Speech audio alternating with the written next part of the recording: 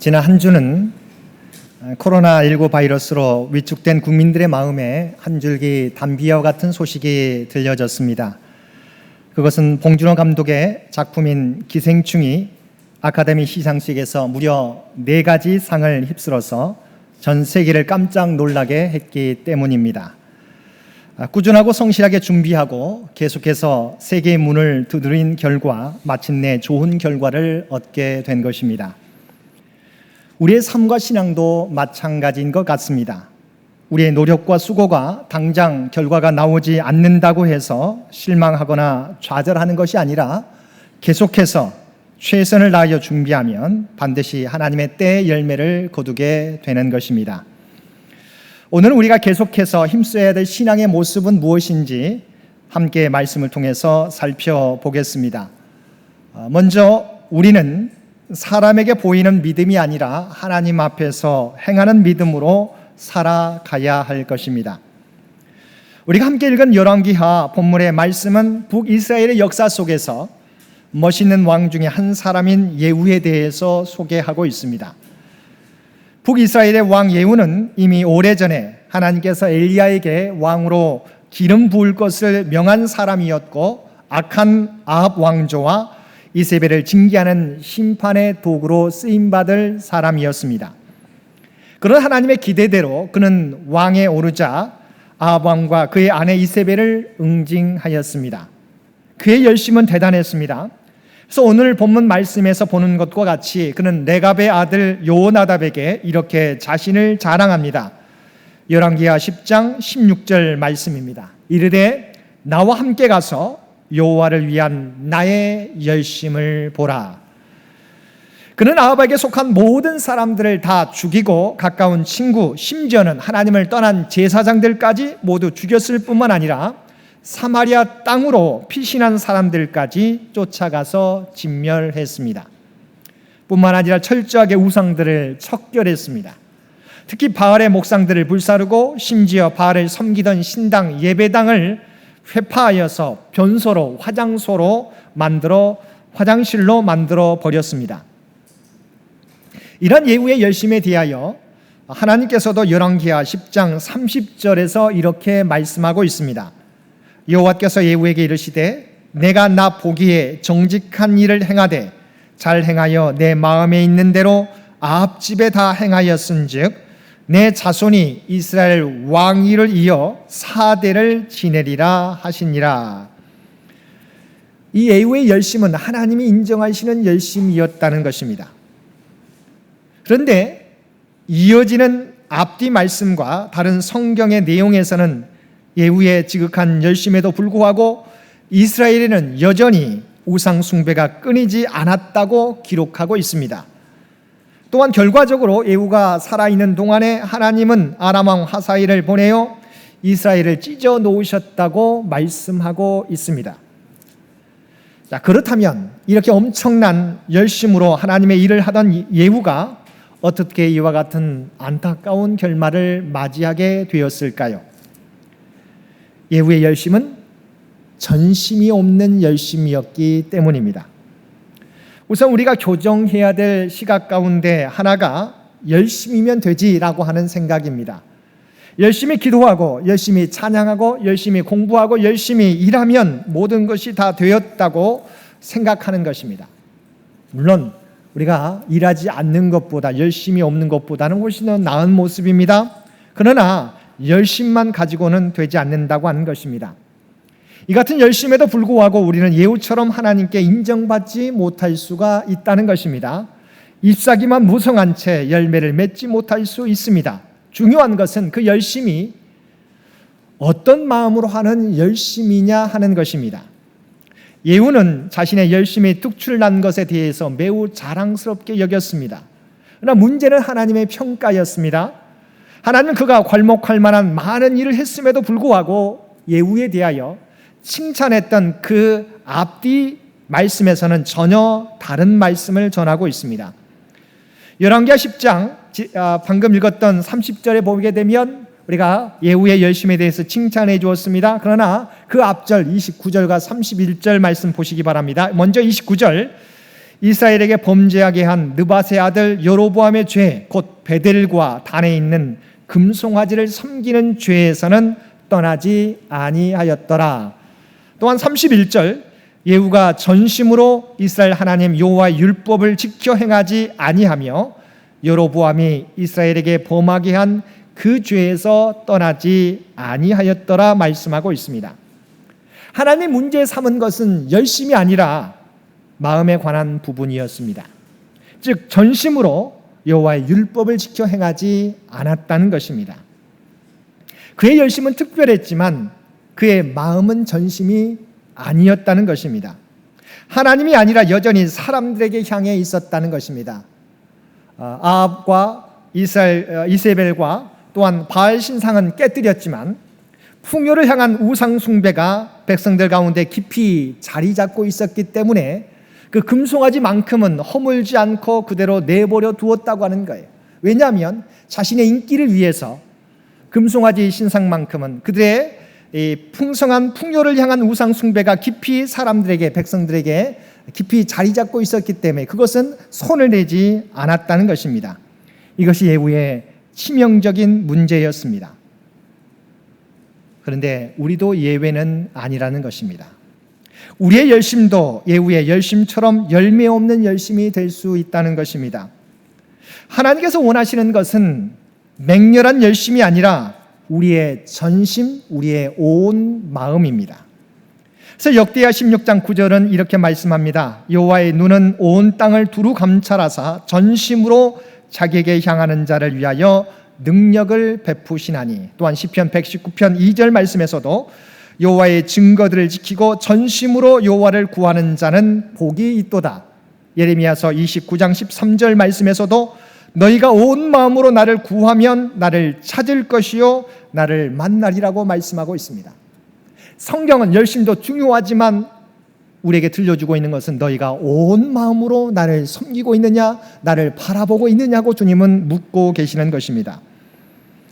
사랑하는 성도 여러분, 우리의 열심이 오직 주님만을 향하게 될 때 하나님께서 우리를 만나주시고 받아주실 것입니다. 2020년 우리의 삶과 신앙은 사람을 바라보는 것이 아니라, 사람을 향한 열심이 아니라, 사람에게 보이기 위한 열심이 아니라 오직 하나님을 향한 열심이어야 될 것입니다. 오직 우리의 유일한 청중 되시는 하나님을 바라보고 최선을 다하여 마음을 다하여 섬기시며 우리에게 맡겨주신 사명을 감당해 나가는 저와 여러분들 되시기를 바랍니다. 두 번째, 우리가 힘써야 될 신앙의 모습은 거룩함, 경건함입니다. 올해도 하나님의 백성으로 우리가 힘써야 될 신앙의 모습은 거룩입니다. 거룩은 하나님의 속성이면서 우리를 향한 하나님의 뜻이기 때문입니다. 데살로니가전서 4장 3절 말씀에 보면 하나님의 뜻은 이것이니 너희의 거룩함이니라. 레위기 11장 44절 말씀에서도 나는 여호와 너희의 하나님이라 내가 거룩하니 너희도 몸을 구별하여 거룩하게 하라고 말씀하고 있습니다. 오늘날 우리들은 하나님의 뜻보다 사람의 뜻을 더 우선시하며 살 때가 많이 있습니다. 세상의 삶과 적당히 타협함이 어쩌면 그것이 좀 더 융통성 있는 삶의 방식이라고, 지혜로운 삶이라고 우리는 생각합니다. 그럼에도 불구하고 성경은 여전히 거룩함, 세상과의 구별을 하나님께 가까이 나아가는 중요한 척도로 말씀하고 있습니다. 히브리서 12장 14절 말씀에 보면 거룩함을 따르라, 이것이 없이는 아무도 주를 보지 못하리라 말씀하고 있습니다. 그런데 하나님은 우리에게 바라시는 거룩함이라고 하는 것은 어떤 거룩함일까요? 우리가 하나님에 대하여 아는 것에 그치는 것이 아니라 하나님의 말씀이 내 삶의 기준이 되어 하나님의 말씀대로 살아가는 삶을 의미합니다. 사실 우리가 예수님을 만나기 전에는 우리 자신이 이 세상에 속했고 우리가 세상을 사랑했습니다. 그래서 우리의 만족을 위해서 우리 눈을 자극하는 것에 이끌려 살아왔습니다. 그러나 예수님을 만나고 그분과 함께 살아가면서 세상의 즐거움을 쫓아 사는 삶이 아니라 이제는 그분의 말씀을 쫓아 사는 삶이 되어야 되는 것입니다. 마가복음 1장에 보게 되면 귀신 들렸던 사람 이야기가 나오게 됩니다. 그런데 예수님을 보고서 귀신 들렸던 사람의 입술을 통해서 어떤 고백이 이어지게 됩니까? 예수님을 하나님의 거룩한 자라고 고백하고 두려워했다고 이야기하고 있습니다. 자, 귀신조차도 주님이 누구이신지 정확하게 알고 있어요. 그런데 예수님을 아는 것만으로는 우리가 하나님의 뜻을 이룰 수 없다고 하는 것입니다. 거룩함이라고 하는 것은 우리가 하나님을 알고 그 하나님을 믿는다고 고백하는 고백만으로는 부족합니다. 하나님 말씀에 순종하며 살아가야 되는 것입니다. 그래서 거룩함은 두 가지의 구별을 의미합니다. 세상으로부터의 구별, 다른 하나는 하나님께로의 구별입니다. 먼저 첫 번째 세상으로부터의 구별은 한마디로 우리가 잘 알고 있는 것처럼 세상에 속된 것에 물들지 않는 것을 의미합니다. 베드로전서 1장 14절 말씀입니다. 너희가 순종하는 자식처럼 전에 알지 못할 때 따르던 너희 사욕을 본받지 말고라고 말씀하고 있습니다. 우리는 하나님의 자녀로서 세상의 욕망과 죄악으로부터 구별된 삶을 살아야 하며 세상에 속한 유행이나 이세들을 따르지 말아야 합니다. 두 번째, 하나님께로의 구별은 우리가 언제나 주님의 모습을, 하나님 아버지의 모습을 닮아가야 한다는 것입니다. 바울 사도는 디모데전서 4장 7절 말씀에서 망령되고 허탄한 신화를 버리고 경건에 이르도록 내 자신을 연단하라고 권면하고 있습니다. 여기서 연단하다, 연습하라고 하는 이 단어는 우리가 잘 알고 있는 짐나조라고 하는 이 헬라어의 단어를 사용하고 있습니다. 의미는 벌거벗고 땀을 흘리다라고 하는 단어입니다. 짐나조의 명령형을 사용하고 있습니다. 오늘날 영어의 짐나지움, 체육관이라고 하는 이 단어가 이 짐나조라고 하는 단어에서 유래되었습니다. 우리가 주님의 모습을 닮아가기 위해서 끊임없이 땀을 흘려야 된다는 것입니다. 감리교회 창시자 요한 웨슬레는 경건한 생활을 하기 위해서 언제나 자신에게 다음에 7가지 질문을 던졌다고 합니다. 첫째는 너는 항상 기도하는가? 둘째는 너는 순간마다 하나님 앞에서 즐거워하는가? 셋째는 너는 모든 경우에 감사하는가? 넷째, 너는 욕심내는 것이 없는가? 다섯째, 너는 두려워하는 일이 없는가? 여섯째, 너는 내 중심에서 지속적인 하나님의 사랑을 느끼는가? 일곱째, 너는 무슨 말이나 일을 할 때 그것이 하나님을 기쁘시게 하는 것이라고 자신 있게 말할 수 있는가? 하나님께 철저히 헌신했던 웨슬레는 그의 삶 가운데 매일 이와 같은 질문을 통해서 자신을 하나님 앞에서 점검했다는 것입니다. 사도 바울도 디모데에게 보낸 편지 가운데 디모데전서 4장 8절 말씀에서 육체의 연단은 약간의 유익이 있으나 경건은 범사에 유익하니 금생과 내생에 약속이 있느니라고 권면하였습니다. 날마다 우리의 삶 속에서 세상에 속된 것이 나를 물들이지 않도록 주의하고 그리스도의 모습을 닮아가도록 연습하며 살아가는 저와 여러분들이 되어야 할 것입니다. 우리가 주님을 믿으면서도 왜 세상 가운데 그리스도의 향기를 바라지 못하며 살고 있습니까? 우리의 삶이 날마다 우리의 삶을 말씀 앞에 비추보지 못하고 있기 때문입니다. 우리는 너무도 잘 알고 있습니다. 내가 거룩하니 너희도 거룩하라고 하는 주님의 말씀을, 하나님 아버지의 말씀을 너무도 잘 알고 있습니다. 그런데 우리는 매 순간마다 우리의 삶 속에서 우리의 삶을 점검하지 않는다는 것입니다. 근데 성경은 우리에게 하나님의 말씀을 통해서 우리 자신을 연단하라고, 연습하라고, 훈련하라고 말씀하고 있습니다. 첫 번째는 세상으로부터 물들지 않도록, 두 번째는 하나님의 모습을 닮아가도록 힘쓰는 저와 여러분이 되어야 할 것입니다. 세 번째, 우리의 처음 사랑을 회복하기 위하여 우리는 힘써야 할 것입니다. 우리가 함께 읽은 요한계시록 2장에 보게 되면 처음 사랑을 잃어버린 에베소 교회에 대한 주님의 책망의 말씀이 나옵니다. 에베소 교회는 소아시아 7교회에서 가장 크고 대표적인 교회였습니다. 이 교회는 믿음의 수고와 인내가 있었던 교회였습니다. 또한 복음 전파에 게으르지 않고 열심을 다해 복음을 전해서 크게 부흥했던 교회였습니다.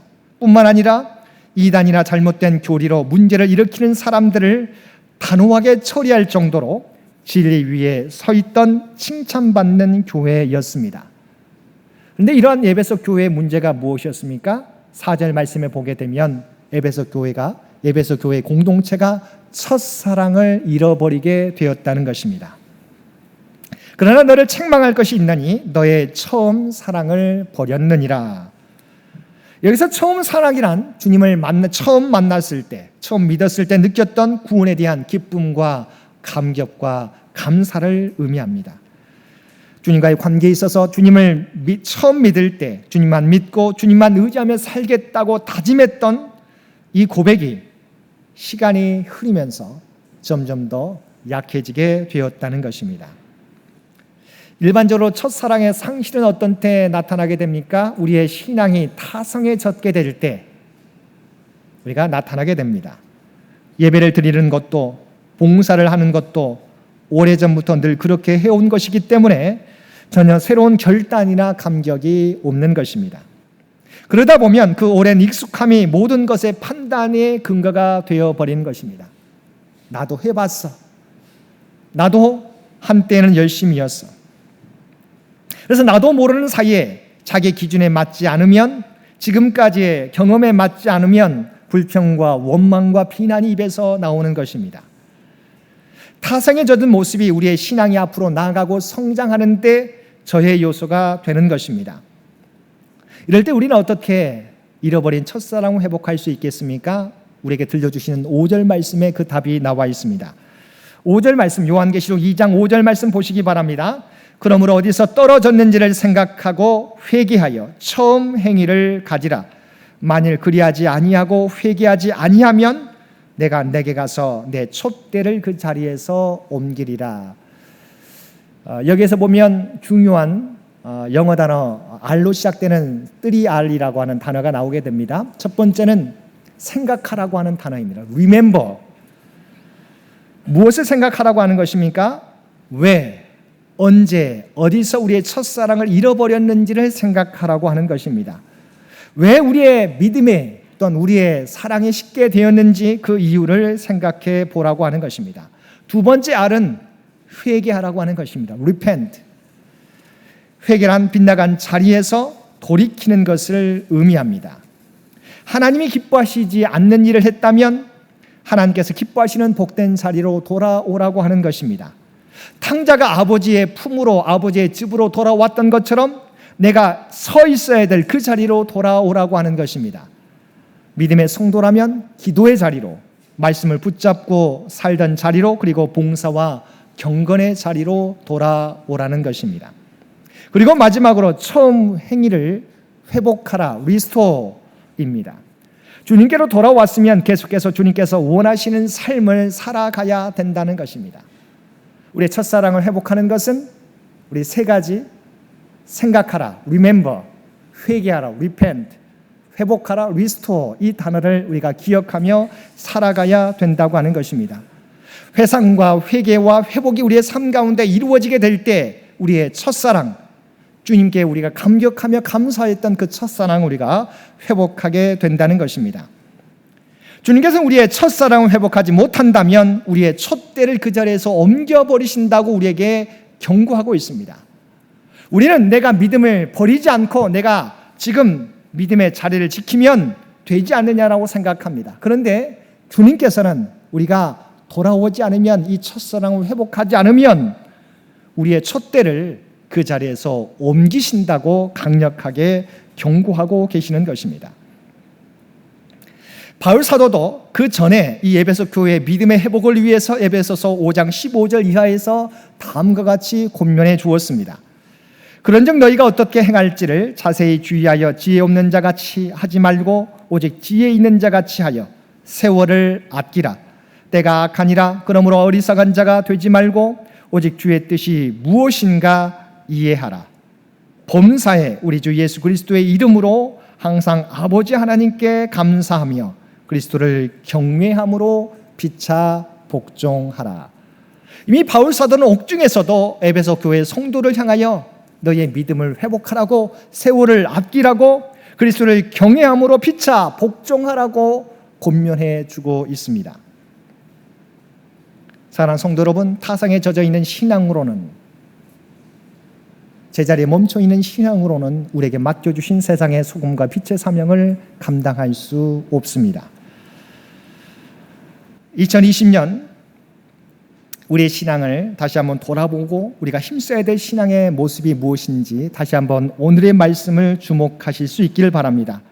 주님께서는 우리를 향하여 두 마음이 아니라 전심으로 주님을 향하여 열심을 품고 일하라고 말씀하고 있습니다.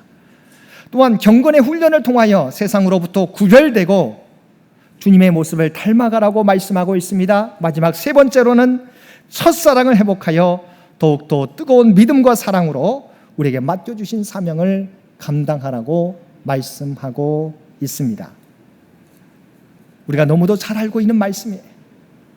두 마음을 품지 않는 것, 경건의 훈련을 통하여 세상과 구별되고 주님의 모습을 닮아가는 것, 첫사랑을 회복하여 제자리에 머물러 신앙이 아니라 더욱더 뜨거운 믿음으로 나아가는 삶, 우리가 이제 알고 있지만 여러분, 우리가 이것을 행하지 않으면 주님께서는 우리에게 촛대를 그 자리에서 옮기신다고 분명히 경고하고 있습니다. 여러분, 이 정도면 됐지라고 만족하지 마시게 되기를 바랍니다. 하나님께서 우리에게 새로운 해 2020년을 저와 여러분에게 허락해 주셨습니다. 우리가 새롭게 변화되게 될 때, 우리가 좀 더 주님의 모습을 닮아가게 될 때 하나님께서 저와 여러분을 주의 도구로 놀랍게 사용해 주실 줄 믿습니다.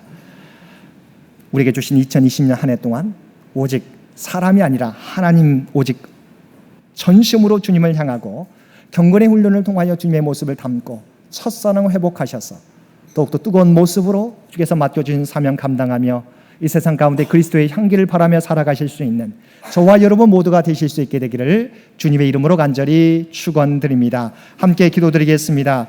사랑하는 충만하신 아버지 하나님, 언제나 우리를 하나님의 자녀 삼아주시고 우리와 동행하여 주심을 진심으로 감사드립니다. 하나님께서는 우리를 주의 도구로 사용하기 위하여 기다리시는데 우리는 늘 주저하며 제자리에 머물러 있을 때가 많았습니다. 아버지 하나님, 바라옵나니 우리에게 주어진 2020년 새해에는 아버지 하나님, 이제는 오직 전심을 다하여 경건의 훈련을 통하여 주님의 모습을 닮아가며 첫사랑에 우리의 믿음을 회복하여서 더 뜨거운 사랑으로, 더 뜨거운 믿음으로 주께서 맡겨주신 사명 감당할 수 있는 우리 모두가 되게 하여 주옵소서. 그리하여 변화된 모습을 통하여 우리의 가정을, 우리의 교회를, 이 사회를 변화시켜 갈 수 있는 우리 모두가 되게 하여 주옵소서. 이 모든 간구 우리를 구원하여 주신 예수님의 이름으로 간절히 기도드리옵나이다. 아멘.